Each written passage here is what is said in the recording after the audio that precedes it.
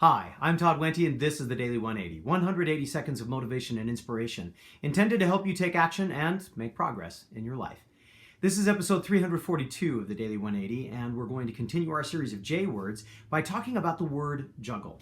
Now, I don't know about you, but I remember when I was a kid, I saw people juggling and I thought it was one of the most magical things I'd ever seen. I could barely throw one ball up and catch it, let alone be able to do that with 3 or even 4. And as I watched that, I remembered saying to myself, man, if I could ever figure out that magic, that would be so incredible. Well, fast forward the clock by several years, I was given a set of juggling balls. And as I looked at that set of juggling balls, I said, well, that's great. Thank you very much. I appreciate these balls, but there is no way that I am going to be able to figure this out. I was so wrong. My friend that gave me the juggling balls actually took a little bit of time and said, let me show you how this works. He said, just do this, do this, do this. He walked me through 3 basic instructions, and he said, now do 2 of them together. Now do all 3 together. It was fascinating.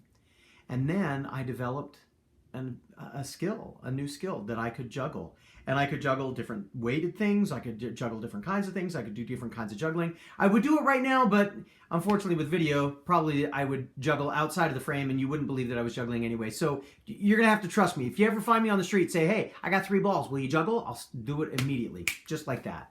But the point that I'm trying to make is not that I became such a good juggler, but rather that juggling, although it looks very magical, is really a skill. It's a skill that we develop over time with practice. It's a skill that anybody can learn at any point in time with just a little bit of practice. Like all of the other things that we do in our lives, when we want to be successful, it's based on some very simple skills that we practice over time and we perfect as time goes on. You may find yourself in a situation where you're feeling like the things that are being asked of you or the things that you have to do for a period of time are far beyond your ability, that the people who do them have some kind of magic about them because they're able to manage all of the things that they do, or they're able to work through problems or difficulties, or they don't seem like they have any problems ever at all. Well, the reality is they're probably just like you.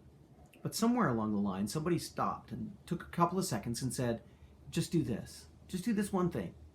Now do this one thing. Now do the 2 of them together.